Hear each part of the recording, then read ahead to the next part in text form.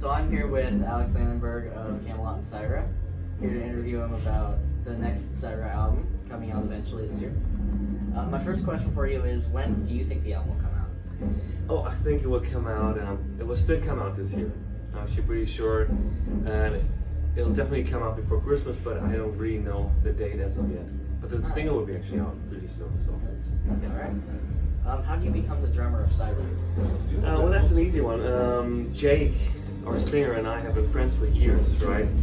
And we've always talked about doing something together. And so yeah, one day he started sending me some demos, which turned out to be 3-4 songs actually from our first record. And I loved this stuff. I said, hey, are you interested in doing this? And I said, dude, I love it. And gradually it just became a band. You know, we were like, everything fell into place. Everybody got along so well. We're like, okay, this has to be a band. This can't just be a project. You know? Yeah. Do you know what songs they were? Yeah, I think it was Heart Rage. It was Letters to Myself, and I think it was Closure. Yeah, those three. Yeah.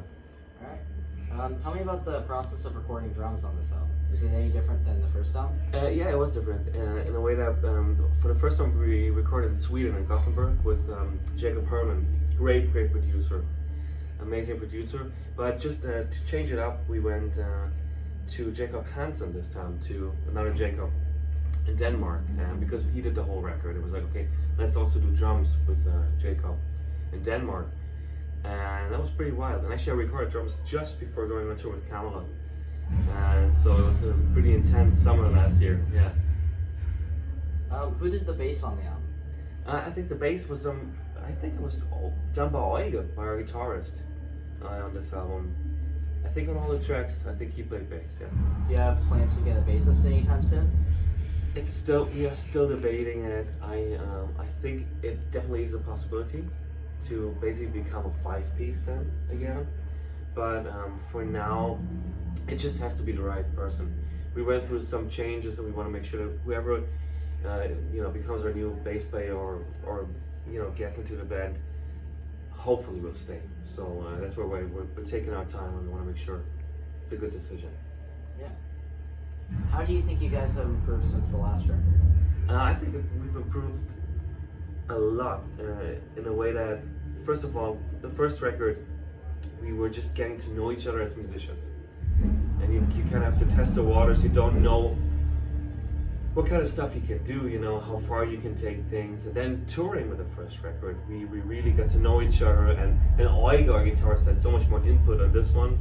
And he writes so well, and he's such a great guitarist too. So I think that had a lot of impact on it. It's a lot heavier than the first one.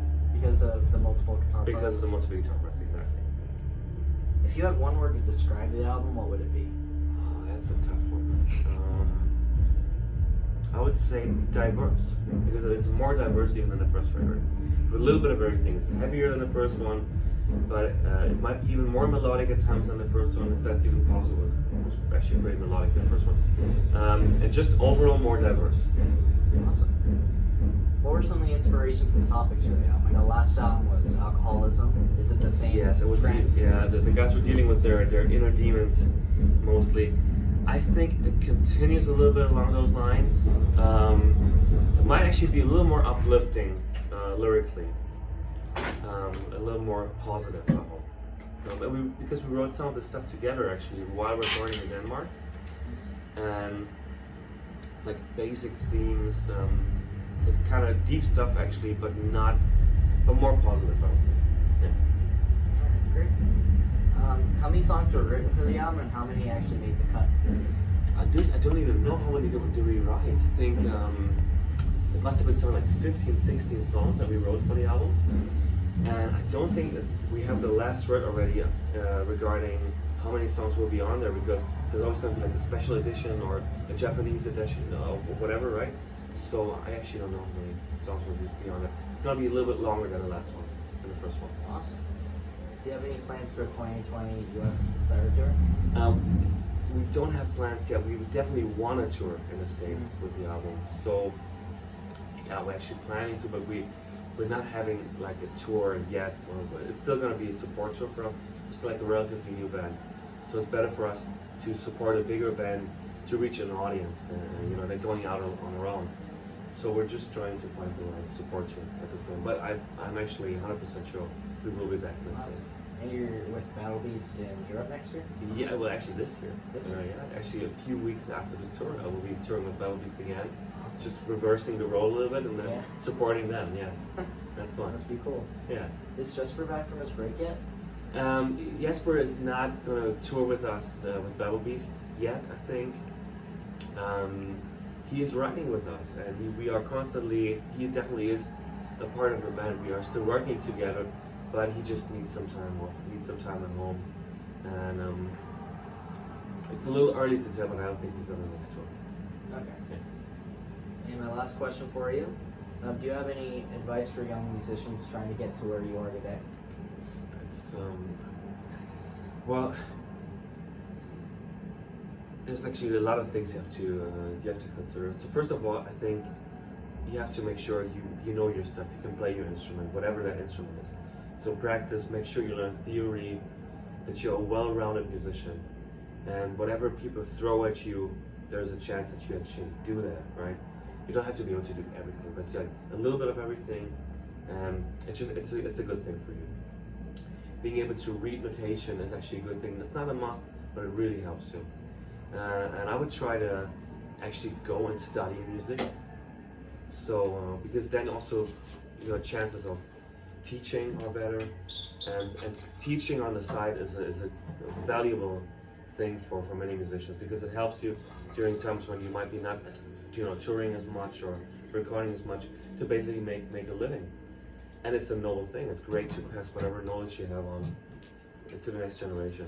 So it's good to know your stuff so that you're also able to teach. And then you really have to give it everything, and just be very serious about it. It's in the end, it's also a job. So you might have seen it with us. Nobody drinks. Nobody's doing any drugs or anything. We are really focused on the gig, and we're just trying to do our best every night for people that pay to see us. And you're an educator on the side as well? Yes, I love teaching, and I still do it whenever I can. I'm touring so much these days that I can't teach as much anymore, but I love doing it. Mm-hmm. And you also have your new jewelry company? Yes, exactly. Here, Jam Sessions it's called. The jewelry is made of drum cymbals, and we are hoping now to expand the thing to different drummers, to other artists. That's really awesome. Yeah. Thank you a lot for this interview.